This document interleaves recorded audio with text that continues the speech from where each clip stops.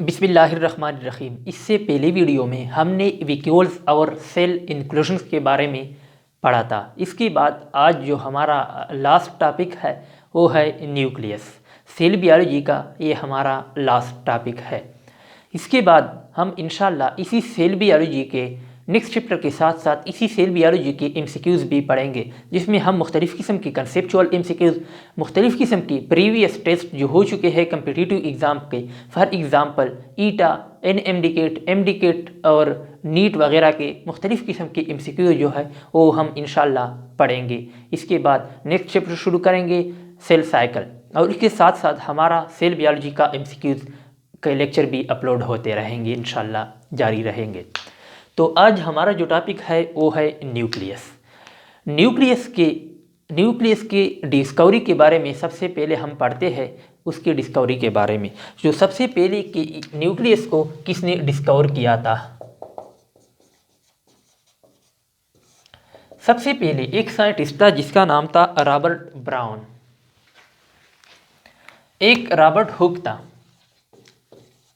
वो कौन था? सबसे पहले वीडियो में हमने उसका नाम जिक्र किया था। वो है सेल डिस्कवरर। और एक है न्यूक्लियस डिस्कवरर, वो है रॉबर्ट ब्राउन। सेल डिस्कवरर जो है वो है रॉबर्ट हुक। रॉबर्ट ब्राउन ने 1838 में 1838 में सेल न्यूक्लियस को डिस्कवर किया था। रॉबर्ट हुक ने 1665 में सबसे पहले सेल को डिस्कवर किया था। रॉबर्ट ने सबसे पहले 1838 में एक प्लांट सेल में सबसे पहले न्यूक्लियस को डिस्कवर किया। ये जो न्यूक्लियस सबसे पहले प्लांट सेल में डिस्कवर हुआ और बाद में बहुत जल्द एनिमल सेल में भी ये डिस्कवर हुआ, और उसे एक कांस्टेंट फीचर करार दिया गया कि ये तमाम सेल्स में मौजूद होता है, क्योंकि मुख्तलिफ़ किस्म के सेल जब ऑब्जर्व किए गए तो उन सब में ये मौजूद था। ये एक प्रोमिनेंट स्ट्रक्चर है, सॉरी आर्गन नहीं स्ट्रक्चर है, ऑर्गेनेली है, प्रोमिनेंट। ये एक इंतहाई प्रोमिनेंट है और ये डार्कर होता है slightly from the outer environment. इसी वजह से ये प्रोमिनेंट होता है, इसी वजह से ये जल्द हमें नज़र आता है सेल में। जब हम किसी सेल को ऑब्जर्व करते हैं तो ये क्योंकि अदर्स जो ऑर्गेनेली है, जो इसका सराउंडिंग्स है, ये स्लाइटली डार्कर पार्ट है, तो इसी वजह से ये इंतहाई प्रोमिनेंट है सेल में। यानी ये यहाँ पर लिख दें, darker then its surrounding environment. उसकी जो इर्द गिर्द जो इन्वायरमेंट जो साइटोप्लाज्म प्रेजेंट होता है वो इससे थोड़ा सा डार्कर होता है, इसी वजह से ये प्रोमिनेंट होता है। ये इंतहाई इम्पॉर्टेंट है, जिसे हार्ट ऑफ द सेल भी कहते हैं। हम उसे हार्ट ऑफ सेल भी कह सकते हैं। कि ये क्यों इम्पॉर्टेंट है? ये इंतहाई इम्पॉर्टेंट है क्योंकि ये रोल प्ले करता है या कंट्रोल करता है सारे की सारे मेटाबॉलिक एक्टिविटीज़ को। Control all metabolic activities.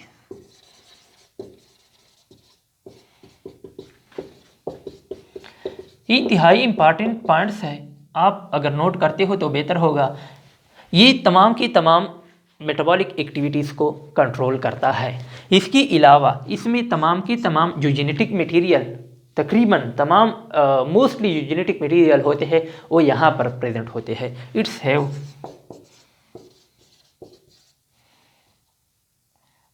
Almost all genetic material. Genetic material means chromosome and DNA वगैरह, ये सब कुछ यहाँ पर न्यूक्लियस में मौजूद होता है और ये तमाम की तमाम तकरीबन मेटाबॉलिक एक्टिविटीज़ को कंट्रोल करता है।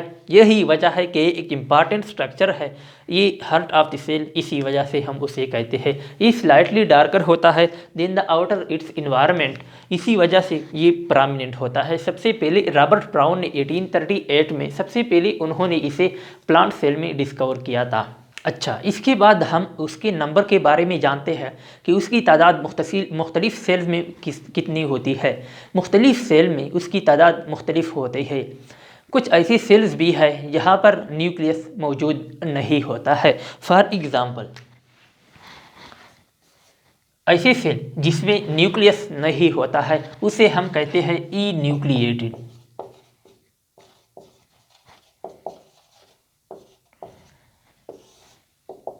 जिसमें न्यूक्लियस नहीं होता है, हैविंग नो न्यूक्लियाई या न्यूक्लियस, नो न्यूक्लियस। और इसका एग्जाम्पल है हमारे पास मैच्योर मेमिलियन आरबीसी।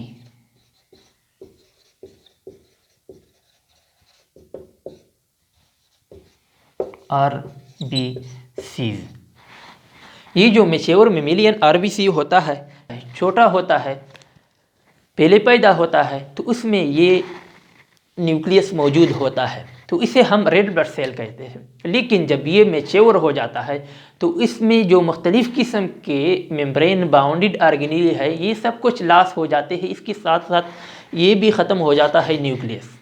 तो इसी वजह से हम उसे रेड ब्लड सेल नहीं कहते हैं। मैच्योर को हम कहते हैं red blood corpuscle.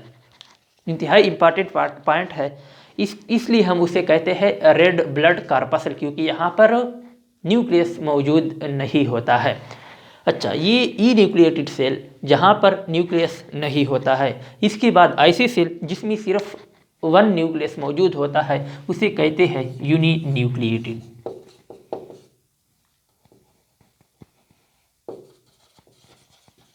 Uni nucleated में सिर्फ वन न्यूक्लियस मौजूद होता है। और बहुत सारे प्लांट्स और एनिमल सेल्स ऐसे हैं जिसमें सिर्फ एक न्यूक्लियस मौजूद होता है। इसके बाद जो तीसरा टाइप है हमारे पास, on the basis of number of nucleus present in a cell, तो कुछ ऐसे सेल्स भी है जिसमें 2 न्यूक्लियाई प्रेजेंट होते हैं, तो उसे हम कहते हैं binucleated. Bi mean 2, uni mean 1, e mean no. तो बाई न्यूक्लिएटेड में 2 न्यूक्लियाई प्रेजेंट होते हैं। और इसका हमारे पास एग्जाम्पल है पैरामीशियम सेल। जो पैरामीशियम है वो एक यूनिसेलुलर है और इसमें 2 न्यूक्लियाई प्रेजेंट होते हैं। एक लार्ज होता है, दूसरा स्मॉल होता है। आगे जब हम उसको पढ़ेंगे तो हमें समझ में आ जाएगा। एक लार्ज होता है, दूसरा स्मॉल होता है, इसके अलग अलग फंक्शन होते हैं, तो इसमें 2 न्यूक्लियाई प्रेजेंट होते हैं। इसके बाद जो तीसरा टाइप है हमारे पास, on the basis of number of nucleus present in a cell, वो है पॉली न्यूक्लिएटेड सेल। तो कुछ सेल्स ऐसी भी है जहां पर मोर देन 1-2 सेल्स प्रेजेंट होते हैं। कुछ ऐसी सेल्स भी है जहां पर न्यूक्लियस की तादाद ज़्यादा होती है, मोर देन 2 होता है। मोर देन 2 होता है तो उसे हम कहते हैं पॉलीन्यूक्लिएटेड सेल। और ऐसे प्लांट्स और प्रोटिस्ट के ऐसे सेल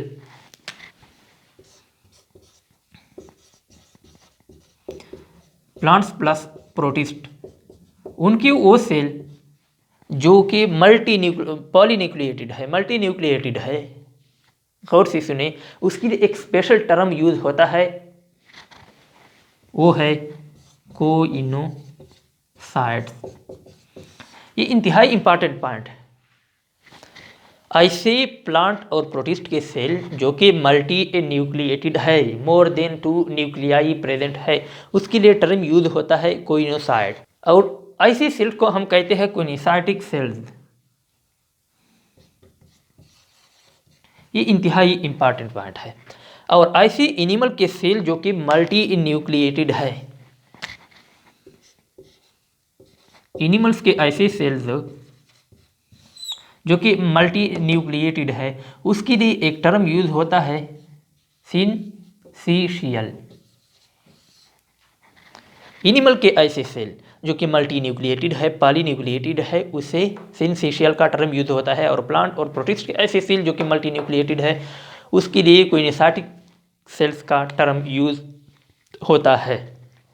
तो ये था discussion about the number of nuclei present in a cell और इसकी बुनियाद पर हमने सेल्स को मुख्तलिफ टाइप में डिवाइड किया, anucleated, uninucleated, binucleated, multinucleated या पॉली। करने के बाद हम पढ़ते हैं about the occurrence of nucleus, कि न्यूक्लियस कहाँ पर कौन से सेल्स में प्रेजेंट होता है।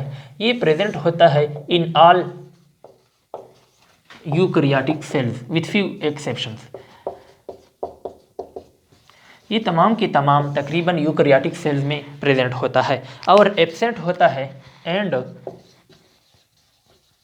Absent in prokaryotic cells. और यही एक मेन इंपॉर्टेंट डिफरेंस है between eukaryotic and prokaryotic cells. तो प्रोकैरियोटिक सेल्स में ये एब्सेंट होता है और यूकैरियोटिक सेल्स में ट्रू न्यूक्लियस प्रेजेंट होता है। इसके बाद हम आते हैं और इसके पोजीशन के बारे में जानते हैं कि इस सेल में कौन सी पोजीशन पर प्रेजेंट होता है।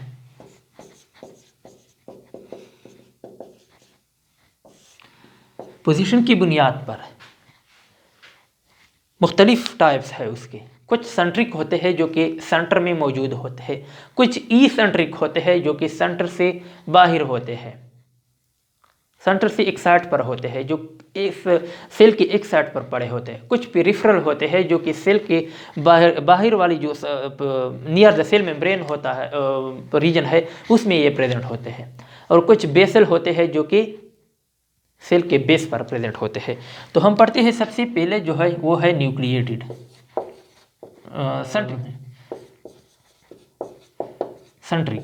इसमें ये न्यूक्लियस प्रेजेंट होता है in the centre, present in the centre. और इसका हमारे पास एग्जाम्पल है एनिमल सेल्स। मोस्टली जो एनिमल सेल्स होते हैं इसमें ये प्रेजेंट होता है इन द सेंटर। सेंट्रिक से मुराद ये सेंटर में प्रेजेंट होता है। और इसका इंपॉर्टेंट एग्जांपल जो हमारे पास है एनिमल सेल है। एनिमल में ये यूजुअली अमूमन सेंटर में प्रेजेंट होता है। इसके बाद जो दूसरा है वो है ई सेंट्रिक।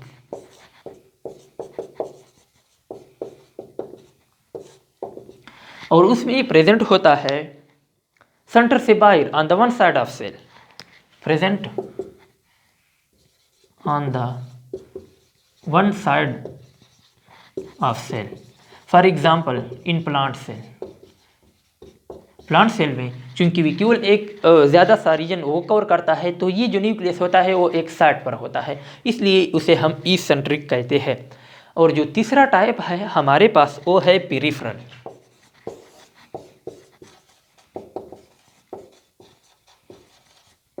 पेरिफेरल में ये न्यूक्लियस प्रेजेंट होता है near the cell membrane, present होता है present near the cell membrane. और यहाँ पर ये सेल मेम्ब्रेन के करीब होता है। For example in adipocyte cells, जो एडिपोसाइट सेल होते हैं इसमें ये पेरिफेरल साइड पर प्रेजेंट होता है, मतलब ये सेल मेम्ब्रेन के करीब होता है। इसके बाद जो चौथा टाइप्स है वो है बेसल। इसमें ये प्रेजेंट होता है ऑन द बेस। ये जो न्यूक्लियस होता है ये प्रेजेंट होता है on the base of cell, present in the base of cell. Cell के जो बेस होता है उसमें प्रेजेंट होता है। और इसका एग्जाम्पल है हमारे पास ग्लैंडुलर सेल जो होते हैं,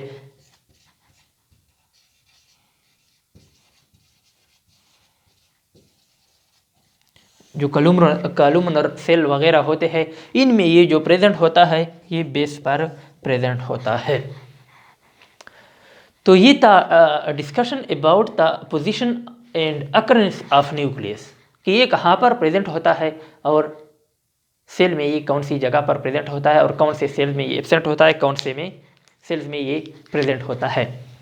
इसके बाद अगर साइज़ के बारे में हम जानें कि उसका साइज़ कितना होता है, तो इसका साइज़ जो होता है वो अबाउट 10 माइक्रोन मीटर होता है और वो कवर करता है सेल का जो वॉल्यूम है उसका 10% वॉल्यूम कवर करता है।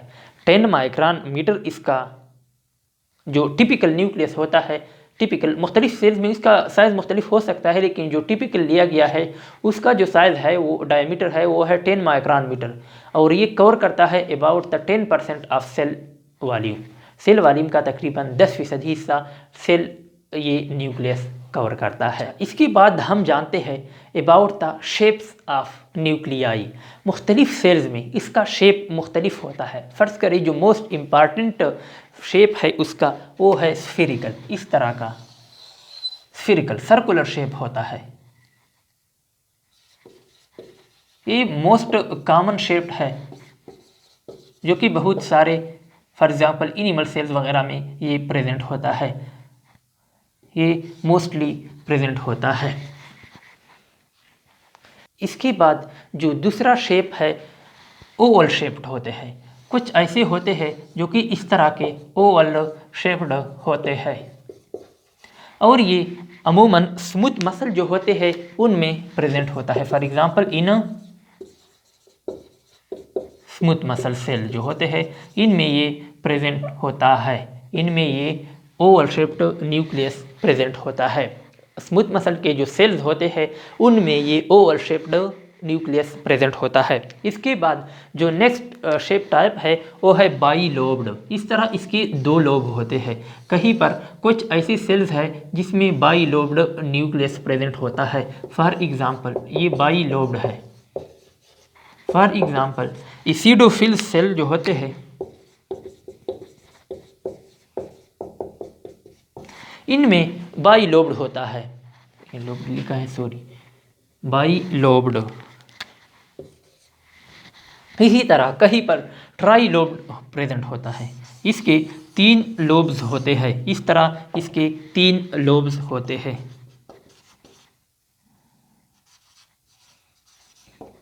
For example in basophil cell,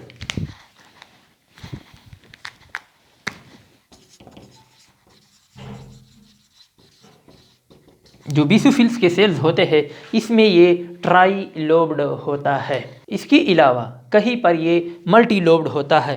इस तरह इसके बहुत ज़्यादा लोब्स होते हैं, तो ये हो गया मल्टी लोब्ड।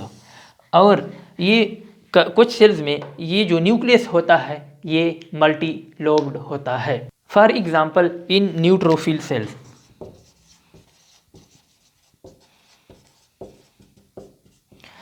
कुछ cells for example neutrophil cells में ये मल्टी लोब्ड होता है, और कुछ ऐसे सेल्स हैं जहाँ पर ये जो न्यूक्लियस होता है ये इसी तरह हार्स शो शेप्ड होता है।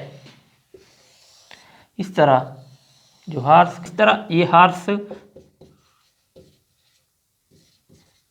शो शेप्ड वो इस तरह होता है। फॉर एग्जांपल वर्टिसिला एक प्रोटोजोन है, इसमें ये इस तरह का हार्स शो शेप्ड होता है। तो ये था general discussion about the nucleus और इसका इंट्रोडक्शन वगैरह, शेप, साइज, अकरेंस और इसके नंबर के बारे में हमने डिस्कशन किया। इसके बाद हम उसका स्ट्रक्चर एक्सप्लेन करेंगे और स्ट्रक्चर को डिस्कस करेंगे कि उसके कितने मुख्तलिफ पार्ट्स होते हैं, हर पार्ट्स का स्ट्रक्चर कैसा होता है, किन चीज़ों से मिलकर बना होता है। तो इंशाल्लाह ये नेक्स्ट वीडियो में हम पढ़ेंगे।